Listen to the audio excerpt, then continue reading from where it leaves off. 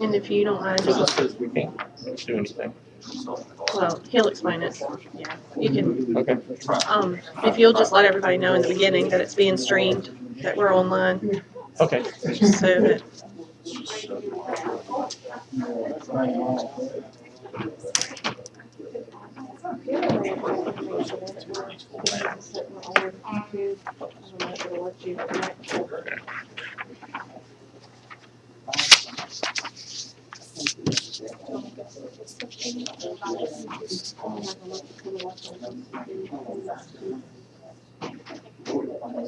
Just on a Zoom meeting. We'll call the meeting to order. I want to remind everybody in the audience we're being Zoomed tonight. Just so that you know, so that a little picture you see up on there are being projected onto the internet for those that did not want to come. Everybody bow their heads, please. Dear Heavenly Father, bless those in attendance tonight. Bless the panel members, and as always, give them strength and wisdom and the courage to make the best decisions for the county. Also, dear Heavenly Father, please look out for the country as we go through these terrible times. Heavenly Father, bless In those Jesus' name we pray. tonight. Amen. Amen. So those you lead us in pledges to allegiance. I pledge allegiance to the flag of the United States of America and to the republic for which it stands, one nation, under God, indivisible, with liberty and justice for all.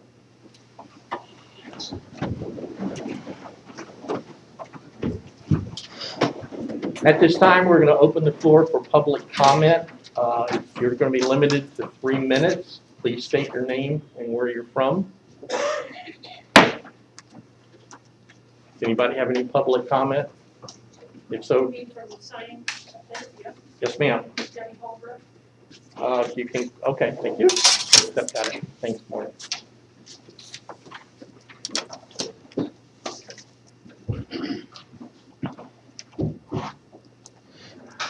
Debbie Holbrook. I live on 3562 Cedar Grove Road in Farnham, Virginia. And do I need to leave this on when I speak here? Am I 6 feet away? No. Okay. I start as a concerned citizen, neighbor in Richmond County, a Virginian and American, and I want to give a final attempt to end this project at this meeting. We've only been able to share our feelings about how this project will devastate our area several times, and this is my last attempt for the planning committee. We've asked a myriad of questions. Many have been answered, but many are as yet to us not answered. Maybe to you they have been.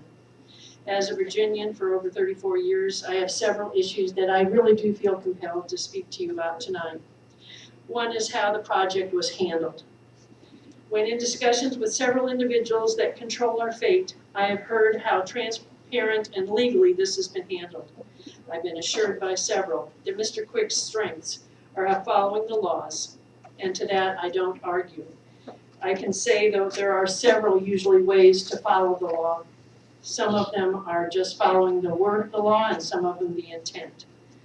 I do not feel the intent is being followed as far as the good of our community. There's usually only one path that meets intent and fully truthful and transparent. There's a critical difference between legal to the word and legal to the intent. Like Clinton saying, depends on the definition of what is. Another issue is control. I've asked several questions many times. When it gets to a point that I feel is to the crux of the matter, I am told they have no control, such as the handling of this meeting. When I asked why, it took several calls by me to this locality to find out whether or not what the agenda was going to be about and whether or not the people from a hot spot would be coming to this meeting from. I was not able to find that out until hours before this meeting. I wasn't able to find out the agenda of this meeting until I called. Now legally, I understand it's a regular planning meeting. Maybe you don't have to tell us what the agenda is. It did say the agenda of the variety store in the newspaper. It didn't say anything about Strata Solar. I was told this was put on Facebook, and several people were called, maybe many, I don't know. I wasn't called, and I realize you can't call every person, but I'd like to know who the some are that were called, and why a person who lives, and any person that I know that lives in the heart of this project were not called. I found out today who would be attending. Many people that are attending these meetings are afraid of this COVID virus. They're old, I'm old, some are older than me. I bring that to your attention because I feel that this is suppression of participation, and I don't approve of it. Another issue that I've been told the leaders don't have control over because this has been so transparent and everything has been done by the law, is a key question I asked at one of the meetings, and that was, are the products going to come from China?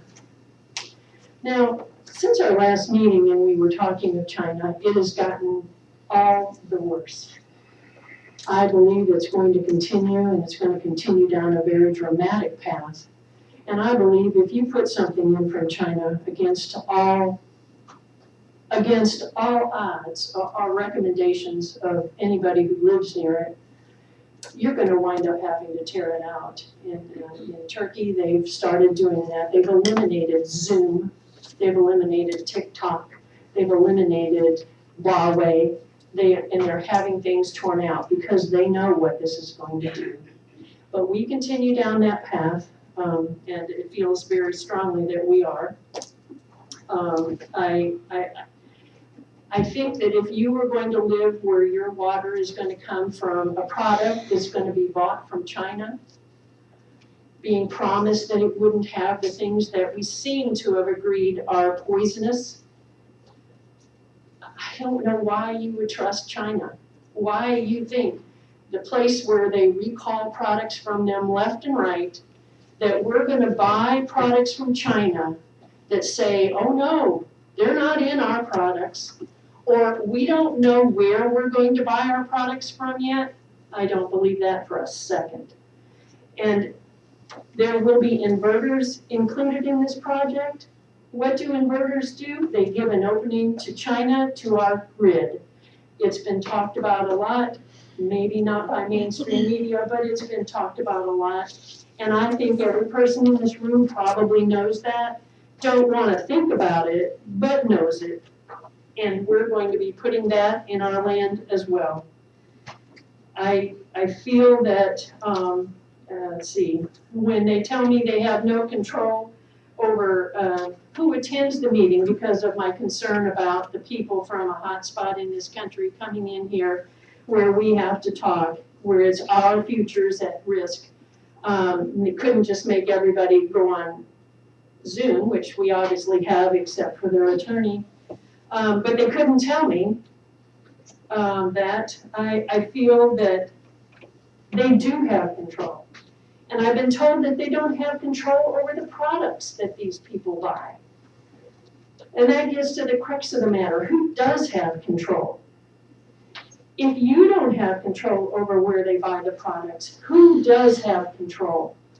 You have the ultimate right and control over this. You either put it in that contract that no products will be bought from China, or you won't sign the contract. You have the ultimate control. And to go further without that assurance, maybe you have it. And this is all for naught. God, I hope so. But if it's not in that contract, I would expect every person on this panel who votes this to move this up a notch to resign. That's how strongly I feel about this issue.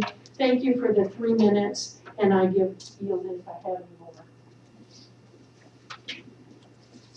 Kim Payne, and please try to keep your time to 3 minutes.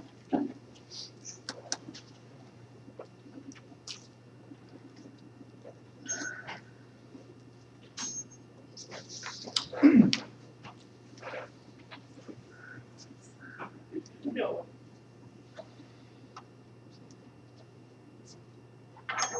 When we leave here tonight, we will go home. Little is more important than home. I don't mean four walls and a roof, that's real estate. Home comes from the heart, it's what we do all the time. Hopes, dreams, success, failures, love, deceit, all that is home. Hunting territory is home. When, we've all heard Willie Nelson, home is always on my mind. When Mr. Lewis, Mr. Booker, Mrs. Lurie go home, they will drive past fields and they will see deer and turkeys. If those turkeys used in the pine trees, which will be destroyed by this solar project, they will lose part of their homes, their way of life. If this project goes in, somebody will lose his hunting territory. That is part of home, and that is important. It's more important than profits from solar. Mr. Booker and me and Mr. Lurie, we are your people. This traveling salesman of solar is not one of yours. He's not one of your people. And you're not responsible for solar. Richard, you are not obligated to try to copy Westmoreland County and have a solar farm. That's not your obligation. You represent your people and our homes. What else can you represent? Richmond County is not obligated to try to solve the world's ills. And you should not sacrifice the way of life, the hunting, the way of the homes of your people.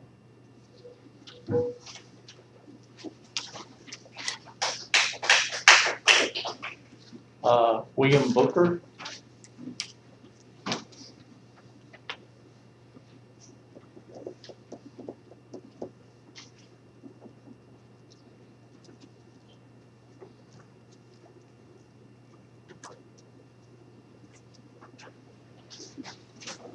Sorry. Gentlemen, I just want to reiterate my position. I think you all know it. I sent you, as well as the Board of Supervisors, pictures of of Strawberry Bottom where the guardrails were washed out after a 3 or 4 day or whatever it was major storm, and I think in 2018.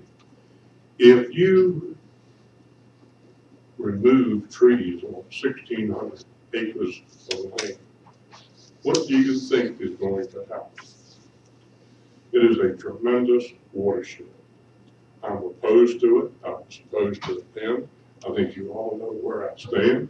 I don't need to go beyond that. It's notwithstanding what the panels might be, but the sheer water that's going to come from some of that land, Mr. Lewis, you know, I've shown you specifically.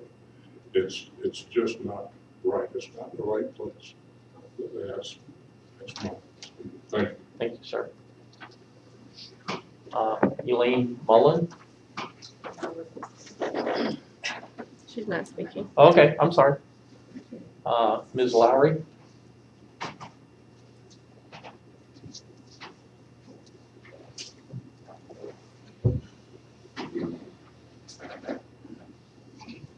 I don't have an elaborate speech like the others did.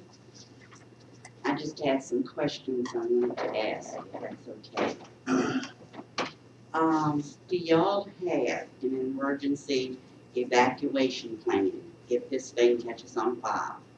Because they have caught on fire in other places. Do y'all have an evacuation plan? I'm asking somebody, can you answer me? I'm not aware. You're not aware, thank you. And will our wells be checked? Well, we'll get back to you. We don't have all the Yes, ma'am, go ahead. Okay, I'm sorry, I just had some Go ahead. questions. Well, we'll get you the answers. We may not. Okay, I know on the Powhatan project, which Strata did that. Okay. And they advertised for people to spray pesticides. And we found one of the boys online that they hired. And his complaint was that the time he got through, he evidently had faulty equipment. He had pesticides or herbicides all over him, and that's all he did was put poison all over the land. And I'm worried about all of that. And like Mr. Payne said, that's our home down there. I've cherished my home. And I can't stand to think that somebody like this is going to come in, cut down the trees, spray pesticides, take the animals away. The turkeys, we have oodles of turkeys up the road. Little baby turkeys, we've seen them twice. I can't imagine. And I know the county needs money, but it's other ways to get money other than this.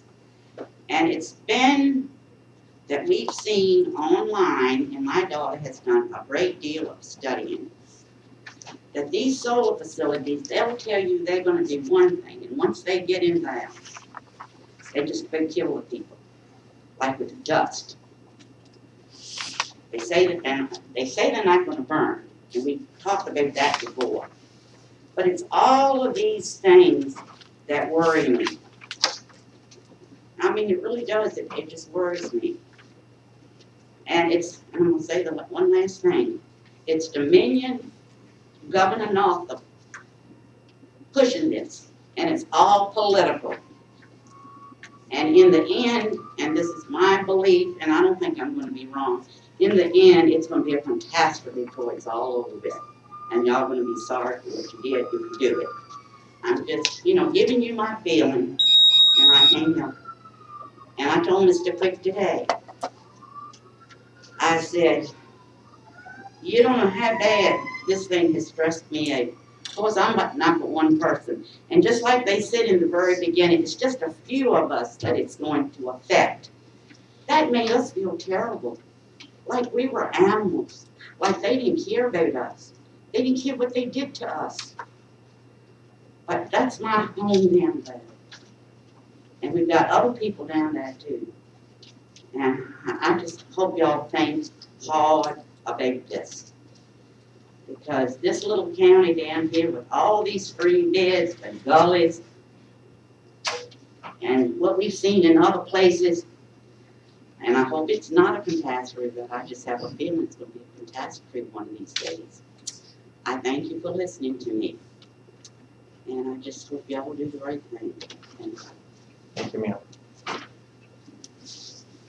Any other public comment? There being none, we're going to close the public comment. And I lost my as the panel members had time to look over the minutes, do we have any additions, deletions, corrections?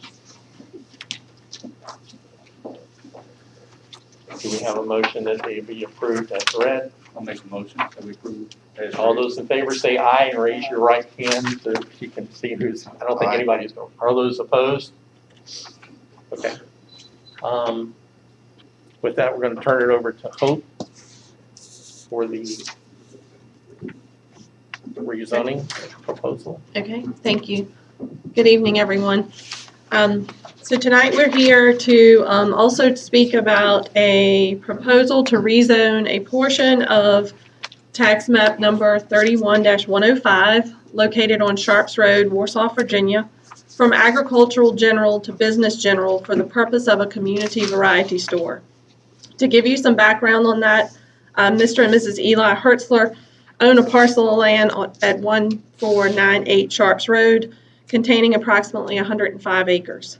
Mr. and Mrs. Hertzler intend to construct a 40 by 60 building adjacent to the home to open a community variety store. Mr. Hertzler ran a dry goods variety store very similar to this style prior to moving here to Virginia. The entrance to the residence and store has been approved through VDOT as a low-volume commercial entrance. Mr. and Mrs. Hertzler intend to subdivide a portion of the property necessary to run the business, and they have engaged the services of Mike Wind from Tappahannock to prepare such a survey. With your packet and with the application, you received a rough sketch that would give you an idea of the boundaries just around the home, just basically taking in the driveway, parking area, and the home as it stands now. The parcel of real estate is currently zoned agricultural, therefore not allowing a business of this nature. Mr. and Mrs. Hertzler have applied for a rezoning to business general, which would ultimately allow them to open such a store. After review, staff recommends granting the rezoning request based on these following items. The rezoning will allow Mr. and Mrs. Hertzler to construct and operate a business that will benefit the community, all while not substantially changing the look of the agricultural area.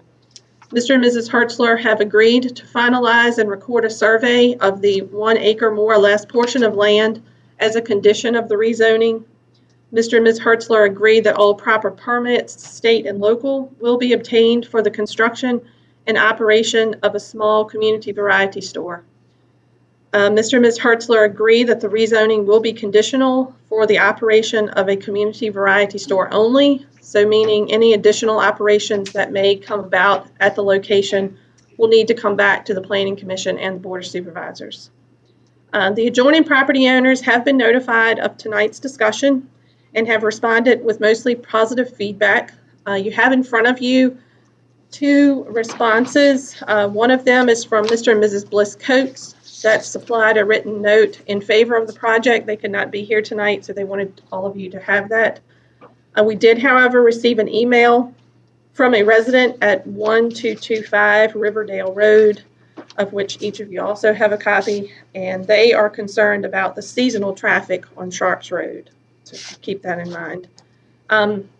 Tonight we will hear from the Hertzler family. They are here. We'll also take comments from any of the public that wishes to speak, but I would like to recommend to the Planning Commission that while staff supports this application, that no action should be taken in the way of a vote tonight. With concerns being raised on notifications of this rezoning application, I feel more comfortable with a re-advertisement and notices mailed prior to the actual public hearing. So I would like to ask for a motion for a public hearing to be held on August the 10th at 7 o'clock. So moved. All those in favor say aye. Aye. All those opposed? And so Mr. Eli Hertzler and any others who wish to speak, I guess the floor is open for you to speak. Or if you want to come up to the mic, it's Whatever easier to As long hear. as we can hear you. You can project. I'm Eli Hertzler, this is my wife Elfie here. Like Coach said, we had a fabric and shoe store in Wisconsin when we lived there. We moved there 4 years ago. We're going to need you to come up here, sir. I apologize. It's my phone. Yeah.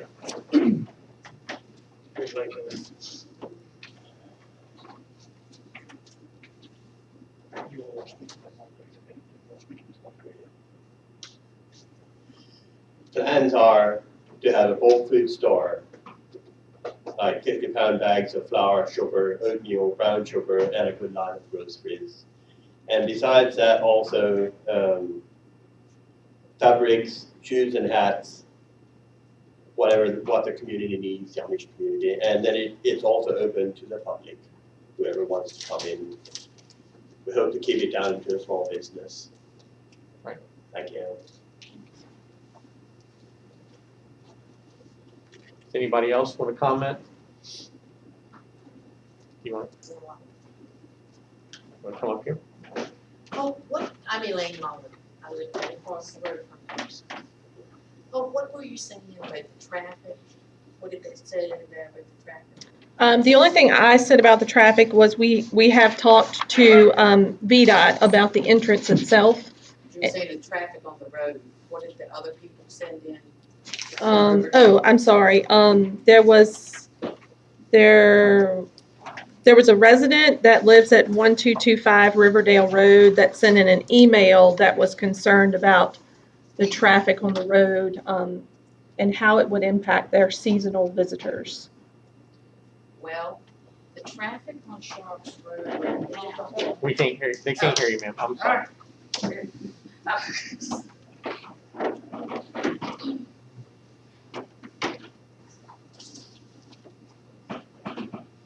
Thank you.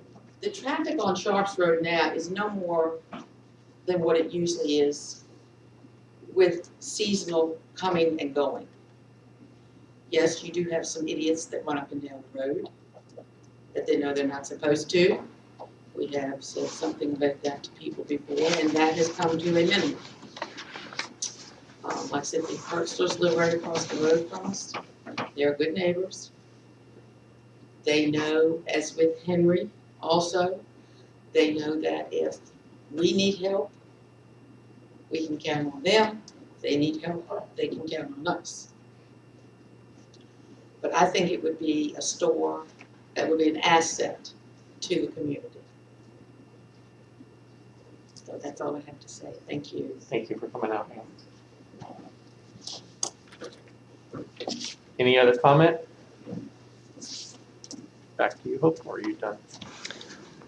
I'm done with that. We'll just pick it up again in August for the public hearing, yes. Oh, Mr. Cox.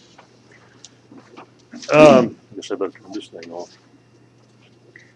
I noticed in the application that it talks about 1 acre and that the sketch shows approximately 1 acre, yet your intro shows that it's supposed to be 2 acres, and I'm not sure which it is. Well, I think we initially had talked about a 2-acre area, and then when we really got to looking at what would be necessary for the 40 by 60, it's really probably going to end up being closer to 1 acre. They just want to involve the building itself and then parking and driveway. And this will be in addition to your house? A small house that is there, yeah, a one-story house. So ultimately, the plan is they're living in this right now, but once they get the store up and operational, they have plenty of space to build a primary residence of their own, and will make the house that's there now part of the store. The dry goods, the fabrics will probably be Sir, do you plan to serve food? like that. Do you plan to serve food?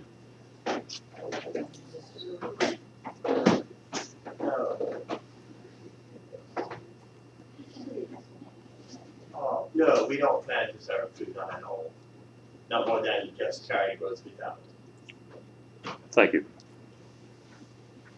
Anybody else up here? I got a question. Hope, is that, VDOT approval, is that word of mouth, was that documented? I do have an email from VDOT stating that as long as we're under 50 cars per day, they are considered low-volume commercial. What is your hours of operation? Hours. I guess we didn't really talk about that yet. Probably 8 to 5 or 7 to 4. I'm not sure yet. Will there be big size trucks bringing, exiting and entering your place, bringing products? Size in, probably some. There'll probably be a few critters in and out, but like Dutch Valley, foods. Mostly UPS and small trucks, I'm thinking.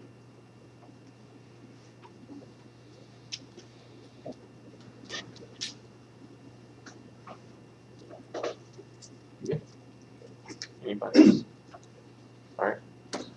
Do you want me to touch on EDF before we get into the strata conversations? Probably wouldn't hurt. Okay. Okay. So moving on to EDF renewables. EDF joined us last month via Zoom to introduce a special exception application for a solar project to be located on Route 360 known as Hemming Solar Partners. The plan was for EDF to return to the meeting tonight to answer any questions that may have arisen after the introduction. But after a considerable amount of discussion with EDF, it was determined that kind of keeping this solar project separate from strata would be beneficial for discussion purposes. And so therefore, EDF has asked for the Planning Commission to consider a special called meeting next Monday, July 13th at 6 o'clock for a work session style question and answer time. Virginia Code Section 15.2-2214 does state that written notice of a special meeting is not required if the time of the special meeting is fixed at a regular meeting. And so if we decide that tonight, we'll certainly put out notices as we can, but we won't be able to get that notice actually in the paper. But it will be just a work session. Having that on July 13th would allow adequate time if you all decided to schedule a public hearing on August the 10th. So I'll leave that. So do we need to vote on that, or can we just say we were gonna do? I think as long as everyone is in consensus to having that special meeting, do we need a vote? If you adjourn tonight's meeting until next Monday, just adjourn, when you adjourn tonight, just adjourn to next Monday. Got it. Recess? Or recess. Okay. Time, same time. 6 o'clock, does 6 o'clock work for everyone, or we can do 7 if 7 is better? Because whatever works for you all. Move with me. Either, okay. 6. 6, Six is good. okay. Okay. So we're just remembering to I recess. made it up. Yes, okay. Oh, you said, I'm sorry, July Here. 13th? Yeah, so, No, just ask if it's gonna be here. oh, okay. All right, so we're done with EDF, now we're gonna move to Strata, okay, Yes, and that's going to be Mr. Quick. and Mr. Quick.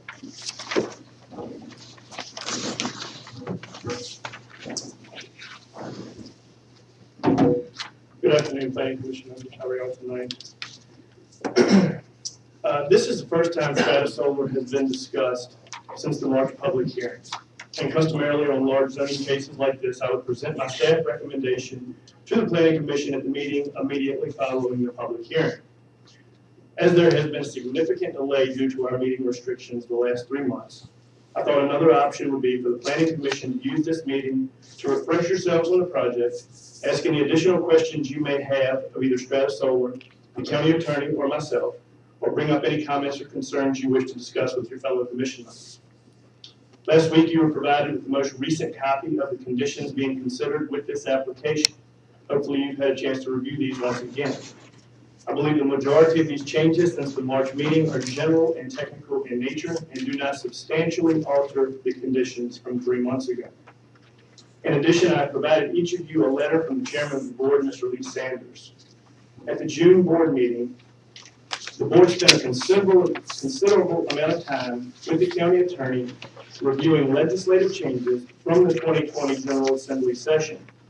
As a result of that meeting, the board voted to begin negotiating with Strata Solar for the purpose of creating a siting agreement, therefore eliminating the need for a joint 2232 review.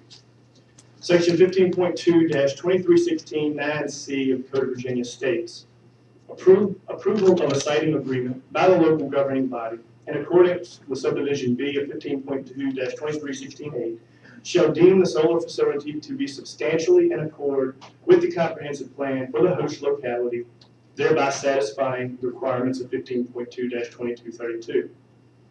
The siting agreement is between the governing body and the applicant, meaning the Planning Commission is not tasked with this portion of the project.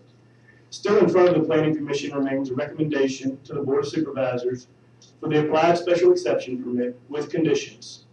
Any conditions imposed as part of this project by the Planning Commission and ultimately the Board of Supervisors will be incorporated into a siting agreement should the county approve this project. I would ask that any specific questions you may have regarding the purpose and intent of a siting agreement, I would direct you to our county attorney, Ms. Giles, to answer any questions specific to a siting agreement and the changes to the Code of Virginia from 2020. With that being said, should the Planning Commission wish to move forward tonight with a recommendation to the Board of Supervisors, I am prepared to give my recommendation to this commission should you wish. I do thank you for the time you've spent on this project over the last several months. You have done a great job with the due diligence required for this project, and at this time I'd be happy to answer any questions you may have of me, the county attorney, We have with us tonight representatives, two attorneys from Strata Solar that are available, and I believe we have Louis Ione on our Zoom meeting as well for any specific questions the planning commission may have. Y'all have any questions for them? Yeah, I do have some questions. I sent out earlier today some comments directed at the two documents that I guess Hope you sent out last Thursday. One was the Booker's Mill Solar Project Special Exception Permit Conditions, and the other was the closure and decommissioning document. And I had some minor comments on both of these documents. So if we look at the special exception permit conditions first, on page 2 of 7, and item number 8, where it states that the applicant agrees that no more than 50% of the land disturbance area as reflected on the site plan shall be disturbed without stabilization at any one time. And it further states that stabilization for the purposes of erosion and sediment control shall mean the application of seed or mulch to disturbed areas. I would further comment that the application of seed or mulch doesn't do anything to stabilize the property.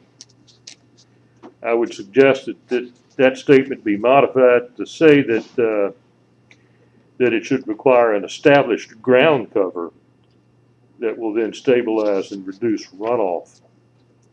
Simply putting seed out doesn't stabilize.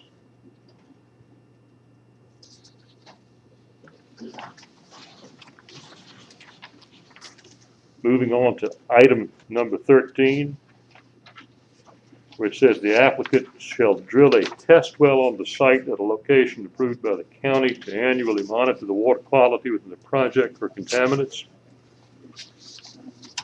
Due to the topography and the watershed out there, I think that you're going to need, it would be my suggestion that you're going to need more than one test well to adequately cover that site.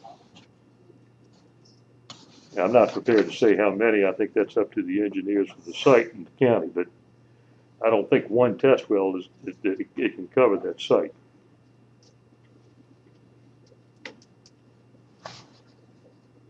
I would think, going along with your basis, I would think you'd have to have a baseline as far as the residents as well for that test well. That recommendation's actually in here that as long as the residents agree to it, that background monitoring will be done.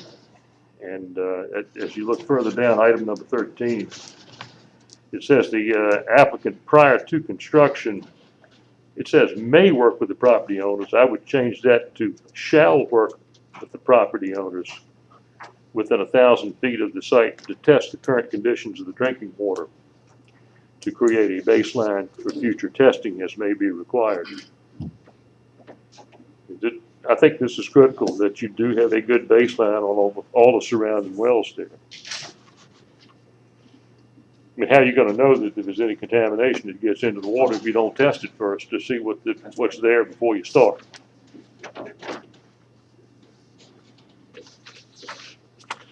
Rich, I agree with you on that point, up to if the homeowner decides he does not want his well to be monitored.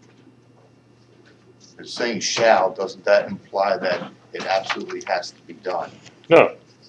It just says that the applicant shall work with the property owners. It doesn't take away from the statement that the applicant doesn't want them there, then that's his choice. No. I would think that would eliminate issues later on, that God forbid there is an issue. You know, who's to say, well, you know, they may have had an issue before all of this.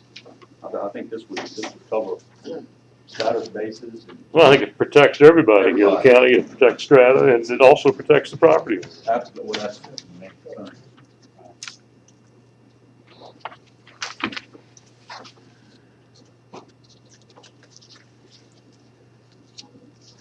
I'm now moving on to page 4,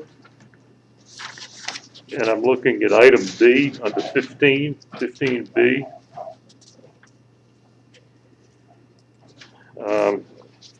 I think I read this about 4 times, and every time I went back to it, it just kind of, the language here is a little confusing.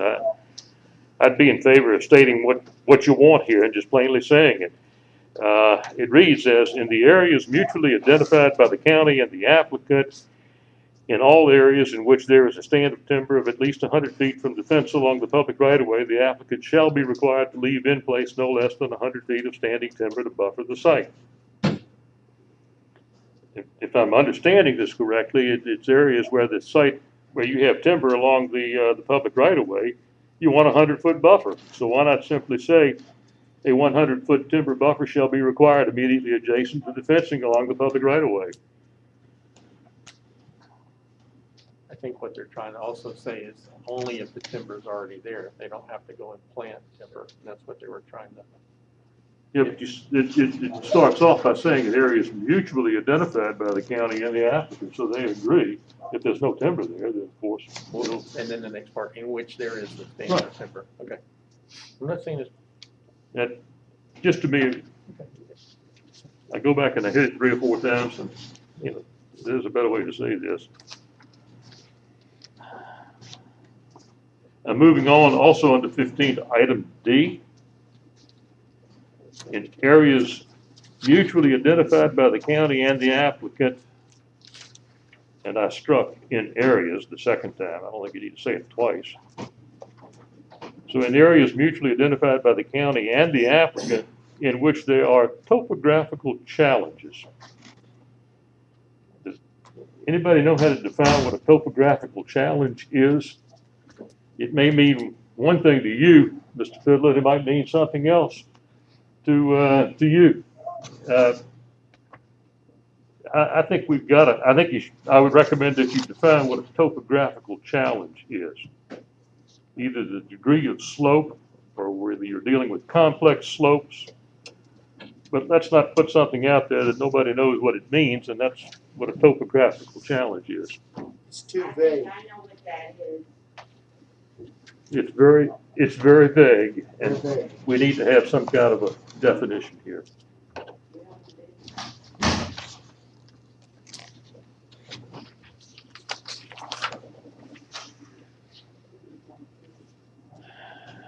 So I'm moving along now to item number 18 under traffic and road repairs. And this is on page 6.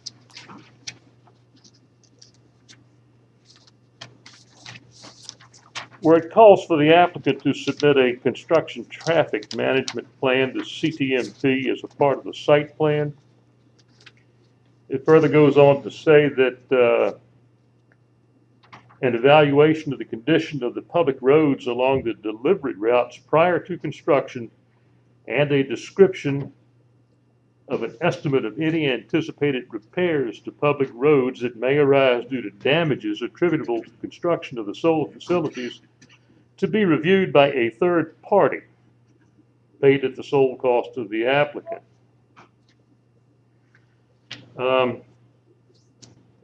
This sounds to me a little bit like the fox guard and the hen house. I don't think that that evaluation about the along the public roads and any damage that may arise from it should be done by Booker Solar. I think it should be an independent professional engineer that looks at this and determines whether there is damage there, and more importantly, exactly what the cost of that damage may be.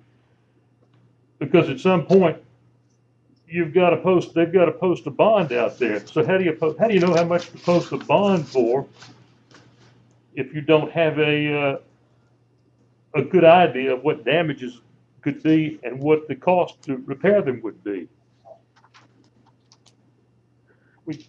Certainly Strata Solar doesn't believe that they're going to go out there and damage and tear the roads up.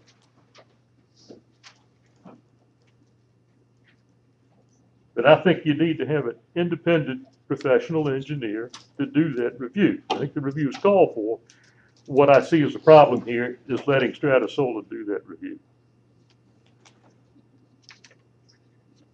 Would VDOT have someone on staff who could do that? And I've got right here in my notes, will VDOT help with this? Question that I can't answer. That would be the first direction I would go. They were the concerns that I saw in this document.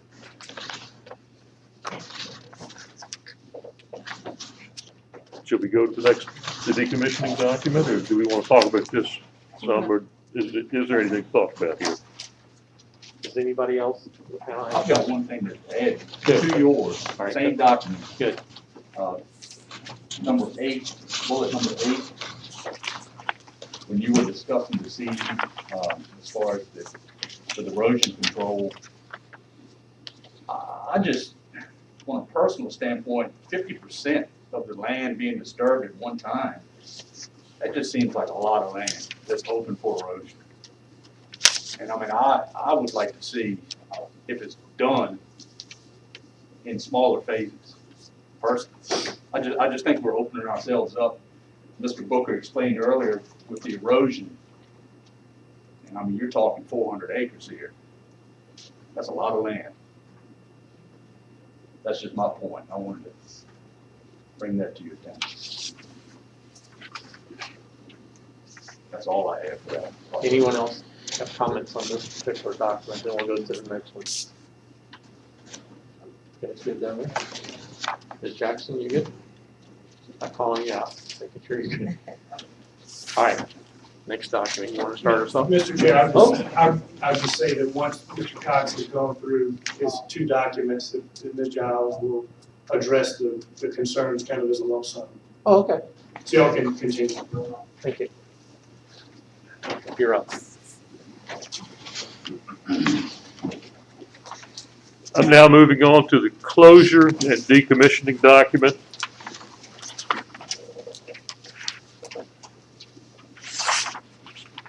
And I'm specifically looking at the item 4.2.2 and item 4.2.3.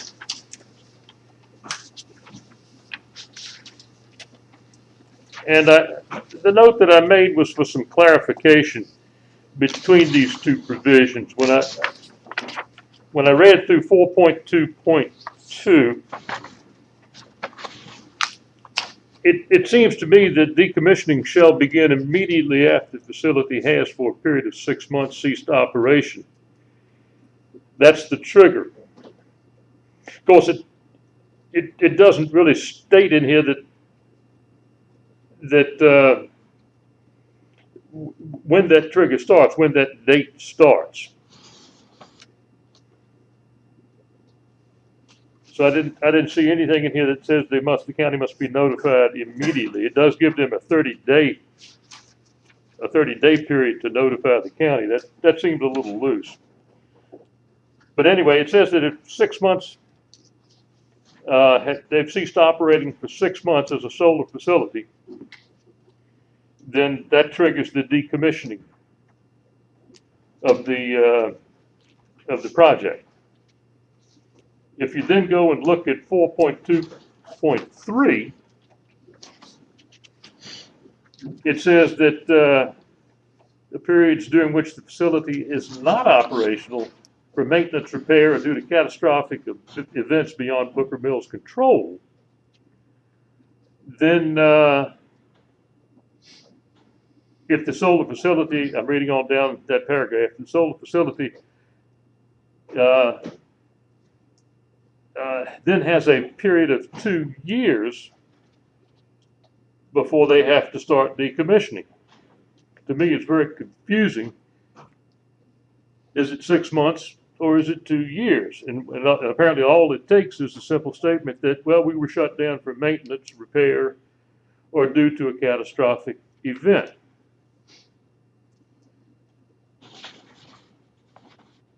So what triggers 4.2.2? Is it when Booker Mill decides to voluntarily cease their operation? In other words, they come to the county and say, we don't want to operate as an electric facility any longer. That triggers the 6 months. But it doesn't say that. It doesn't say that they need to come and tell the county that they're not gonna, that they're gonna cease operations. It just says for a period of 6 months. To me, that needs clarification. Now, you could combine 4.2.2 and 4.2.3 together and maybe make it work as just one clause. But to me, there's confusion there. One is a 6-month trigger, and the other is you've got 2 years.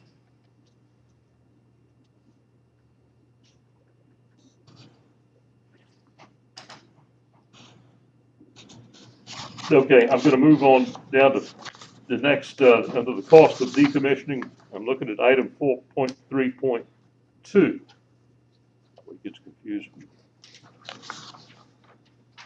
It says to secure the cost of decommissioning, Booker Mill shall at all times, beginning at commercial operation and until the termination of decommissioning, provide financial surety in the form and in the amount approved by the county, except that if Booker's Mill solar facility be transferred to an investor-owned utility company, for example, Dominion Energy, surety required of the applicant may be canceled at the time of the transfer and no further surety will be required.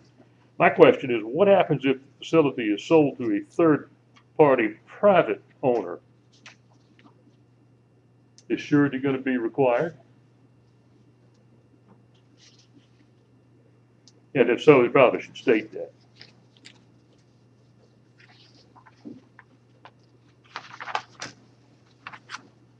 I believe that was my last comment. Thank you. You got comments on this? I have one more thing to add to it. All right, you're up. What page you on? Page 1, under the decommissioning plan and activity, 4.2.1.1. I know I'm probably beating a dead horse here, but I brought this up at the last meeting. I'll just read it. Specifications for the removal of all solar equipment, buildings, cabling, electrical components, foundations, pilings, and fencing to a depth of 36 inches. And I know from the minutes of March 9th, I had asked this question. At some point in my notes, I made note that certain AC power cables and DC power cables were different depths.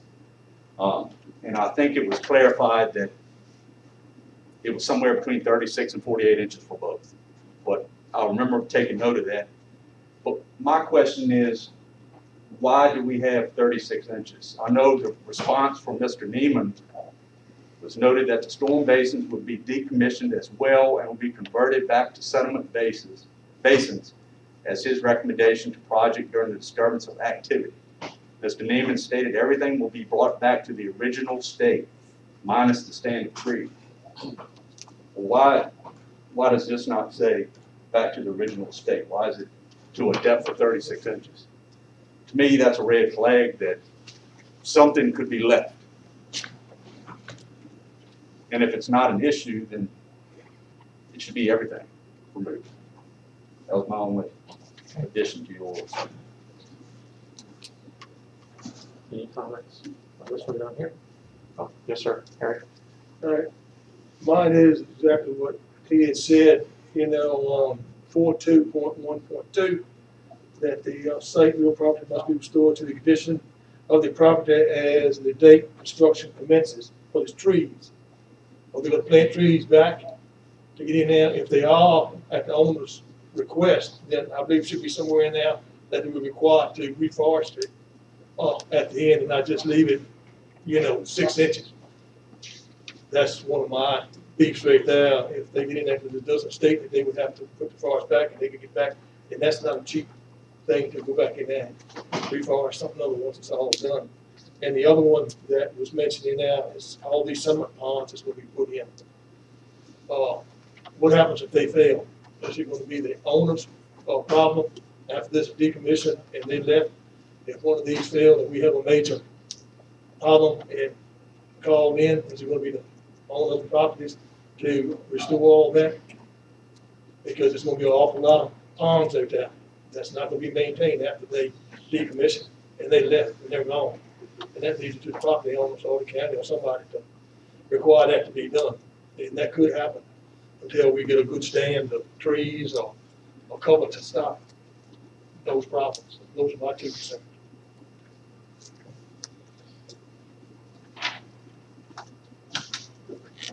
Real quick on the replanting of trees, I think if the landowner timbers the trees and profits from the trees that he cuts off his land, he should be responsible for replanting the trees after the lease is over. If this solar company timbers the property and profits from the trees, then the solar company should replant the trees after the lease is over. Just my opinion.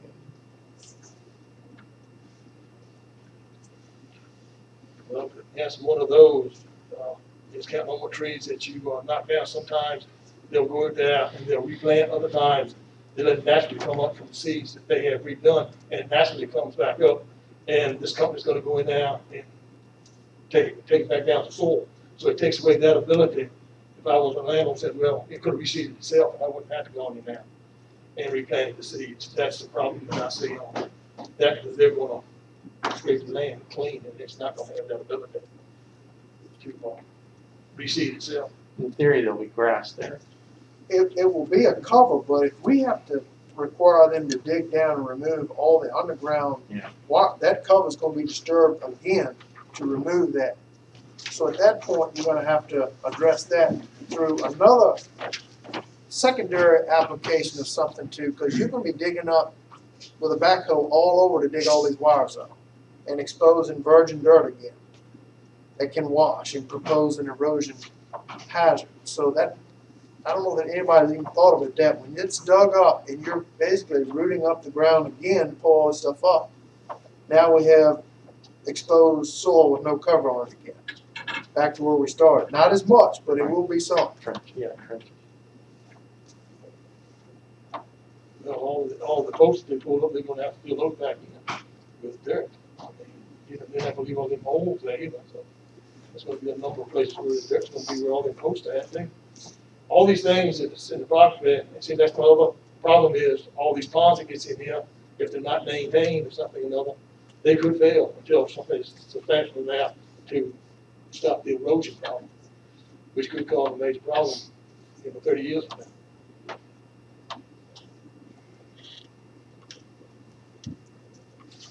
Any other questions down there? You good, sir? Your turn.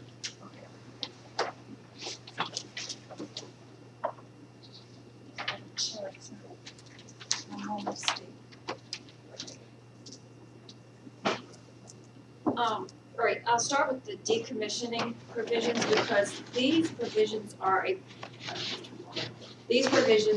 decommissioning terms are a part of a larger document, and they were provided to you because a lot of this had come up in your conversation and that sort of thing. So, or in your deliberations, effectively. So this was pulled out and given to you, but again, it is part of the larger document. So I have taken notes on your comments tonight and to insert those into the larger document. Just so you know, or I'll share a couple of observations that I have. But again, I've taken all of the comments and I'll try to insert those into the larger document, which will ultimately go to the Board of Supervisors with whatever your recommendation ultimately is on the special exception permit. With respect to the 36 inches, why does it say 36 inches? I think the intent is that the property be restored to whatever depth, because the very next provision says to restore to the condition of the property at the date that the construction commences. But certainly, I understand the need to reconcile those two provisions. So that would be my observation with respect to that to reconcile again those two provisions. With respect to the replanting of trees, technically, and I think Mr. Lewis may have mentioned this, the harvesting of the timber is, and as I understand it, as a part of this transaction, that is to be done by the property owner, which can be done anyway. So it's really outside of the purview, outside of the scope of anything before the planning commission or the board of supervisors. And what I mean really by that, before taking that further, is that whatever they would have to do, basically you can't make them replant anyway. They could turn it into pasture, for example, and that's kind of, in essence, what's happening. So once the cabling is pulled up, they could then reseed, but I'm not finding, and I will look if I'm instructed to do so, but I'm not finding any jurisdiction to require that it be replanted, because again, a landowner could turn their timber property into a pasture anytime they want. Observing, of course, stormwater and erosion sediment control measures and that sort of thing. Interestingly enough, most of which timbering is exempt from anyway, but not construction companies. But that's a whole other issue. If the sediment ponds fail after decommissioning, yes, that would be a concern to be addressed by the property owners at that time. And so I hope that they're considering that as a part of their negotiations with the company. Once the company, that is to say, once the company has done everything that it needs to do and the decommissioning is fully complete and accepted by the county, then anything that may happen after that would be the responsibility of the landowner. An analogous situation is sometimes landowners are private owners of dams in the Commonwealth. And I have come to find out over the last several years, there are lots more of those than I ever knew were out there. But there are similar responsibilities for taking care of that. Any provisions, with respect to the decommissioning, the 6 months or the 2 years, that 2-year provision is what lawyer type people tend to refer to as a tolling provision. In other words, it's 6 months if there is no desire to try to rehabilitate this project, given whatever happened to it. But if there is a good faith and substantial progress toward rehabilitating and putting back online this project, that decommissioning requirement would effectively be tolled during that window of time. So the county would have to work with the landowner, with the project owner at the time to make sure that that happens. If that can be said better, we will, again, I've made a note, so we will look at that language, and if that can be said better, we will do that. I'm speaking for these gentlemen over here, these other attorneys in the room, but we'll certainly look at that. Going down my list. If the project is sold to a private company, yes, surety would then be required. And it basically, the way the document is written is that it is in fact required, and then there are only a couple of exceptions if it's sold to a public utility like Dominion. So otherwise, it's flat out required. If we'll look at that, and if it seems like there's a clearer way to say it, we will. But it's definitely in there that it is absolutely required unless you meet an exception, which a private owner would not meet an exception. And that's all I see as far as comments I took down on decommissioning. Was there anything I missed? Okay. I'll jump over to the conditions.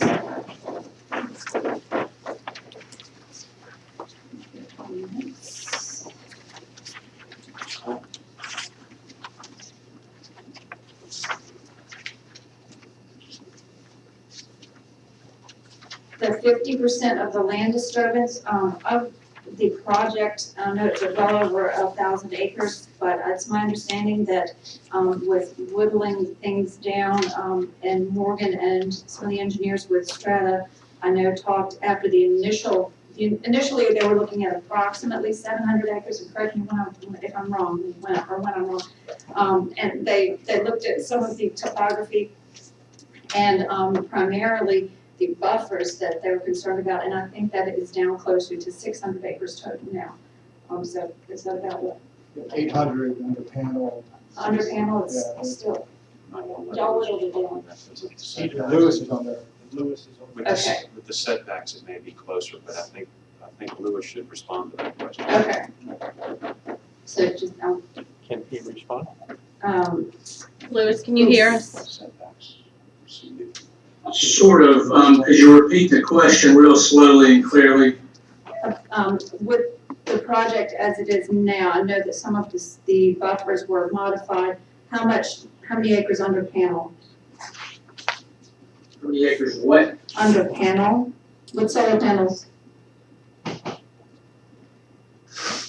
are proposed at this point? I'm sorry, I can't say with precision, but I would say under panels,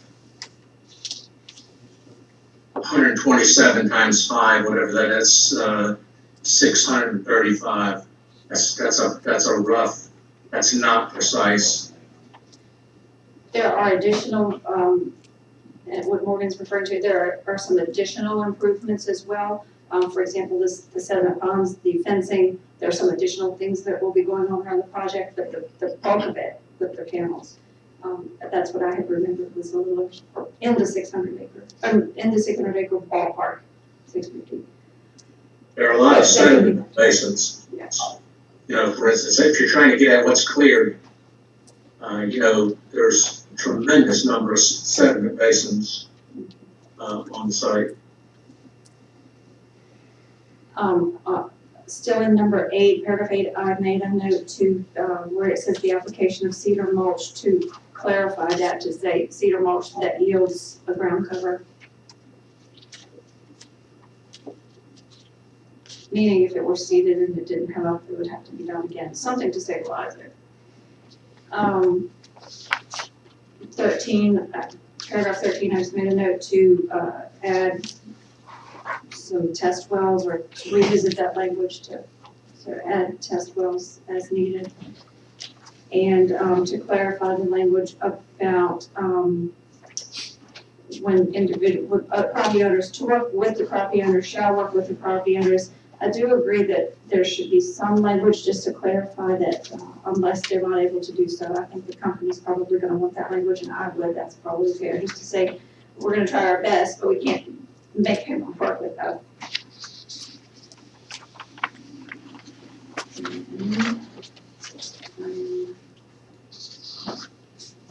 At 15B, to look at making that clearer. We'll look at how to say that better. And D, to define or further clarify what is meant by topographical challenges and what that paragraph needs to address or is intended to address. Paragraph 18, the construction traffic management plan. There is language in the siting agreement, and I want to point out to you that this was actually a big deal to me, but we added paragraphs 1 and 2 and 3 actually, but paragraphs 1 and 2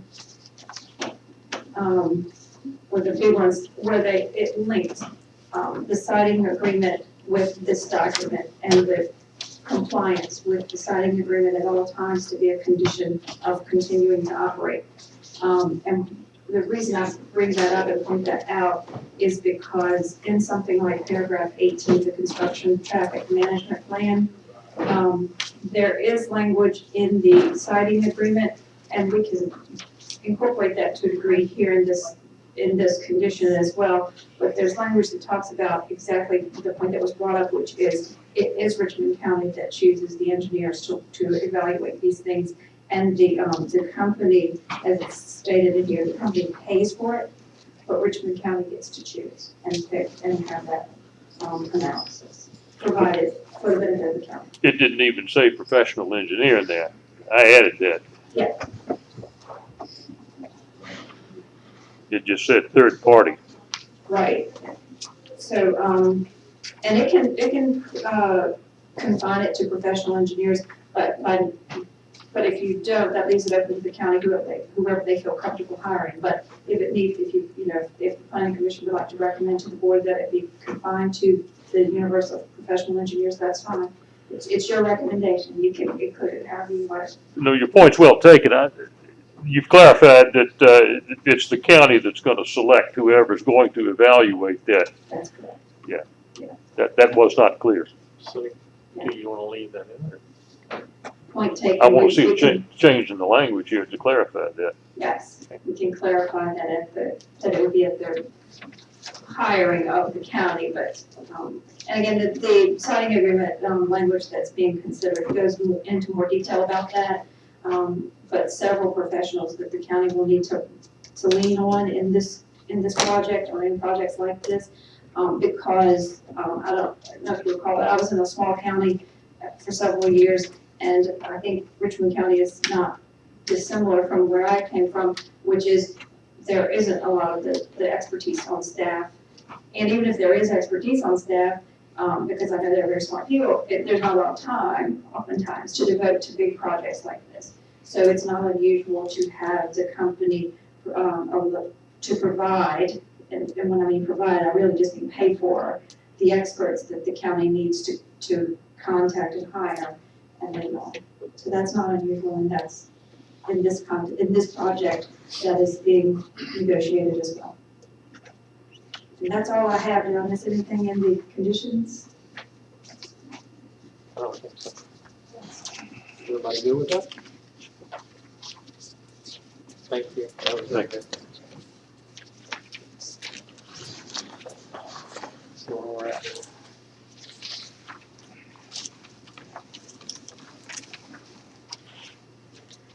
All right, so given what we've heard with the general consensus of the board or the panel, we want to defer until next month to vote on this for the recommendation? Or do we want to do it tonight? Not trying to force things. Would we be voting on the amendments or the suggestions, or voting on what was presented? They need to. Well, do you want to see what she's gonna? Yeah, that's So we what I would was- have to wait until next, by default, then we're waiting by next, that's what I thought. That is my preference. That's what I want to make sure. I want to make sure.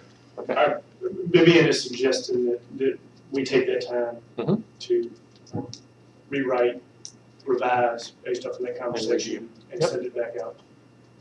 Good. All right. Is that all we have on Strata? Last call? Any other business? If not, we're going to recess until next Monday at 1800. For you non-military, that's 6 p.m.